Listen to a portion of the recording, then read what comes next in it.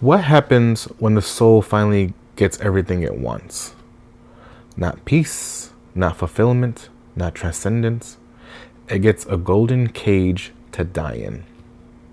In just 3 minutes, J. Cole's song Chaining Day explores what happens when material success quietly turns into spiritual death. The song opens with something deceptively simple. J. Cole walks into a jewelry store to buy his first chain. The jeweler hands it to him and says, "Here goes your chain, ma." I'll let J. Cole say the rest. But that moment matters because this isn't about jewelry. This is a rite of passage. In hip-hop culture, a chain is an accessory.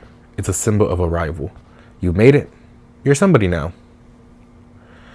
Chains grant status.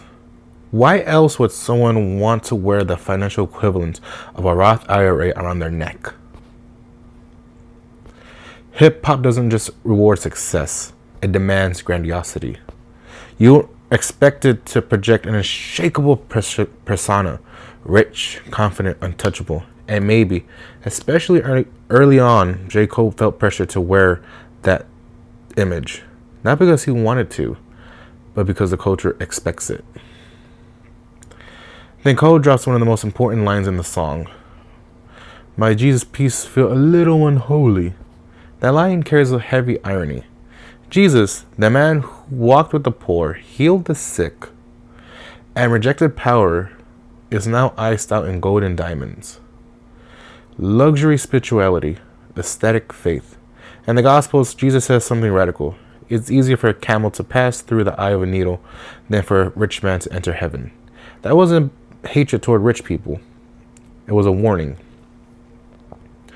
Jesus wasn't condemning money. He was condemning attachment, the pursuit of status, power, approval, admiration. These things hollow people out. They create lives that look successful but feel empty. When your identity is built on what you own, you're always one loss away from collapse. And J. Cole feels that tension immediately. The chain is shining, but it weighs something internally. There's a line that repeats throughout the song. "I need you to love me, love me."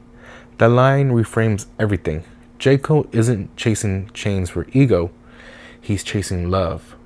Or more accurately, he's chasing the idea of being loved by the world. But here's the problem. The chain doesn't attach to him. It attaches to his persona. And personas can't receive love. They receive praise, they receive attention, they receive applause, but love requires being known. A persona can be admired, but it can't be held. It can't be forgiven, it can't be seen on its worst days, and it can't be loved back into wholeness. So the more successful he becomes, the further real love actually gets. People love the image, not the man underneath. Near the end of the song, something subtle happens. The beat slows down, almost like a DJ Screwed track. Time feels heavy, distorted, sedated.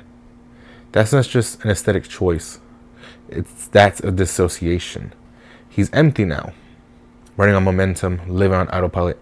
Yet he keeps telling himself, "This is the last time." But it never is. Because when you chase love through achievement, there is no finish line. That's the real tragedy of Chaining Day. The chain doesn't enslave him through greed. It slaves him through need. The need to be seen, the need to be validated, they need to be loved without being known. And so the soul survives, but only inside a golden cage. The song hit me because it names something a lot of us feel but don't say aloud. Wanting success not for pleasure, but because we hope it will finally make us feel loved. At some point, achievement stops being about growth and starts becoming a substitute for connection. The persona gets praised, the person stays untouched. Curious how you heard Chaining Day. Do you think success ever delivers the love we expect from it? Or does it just make the distance louder? Thank you.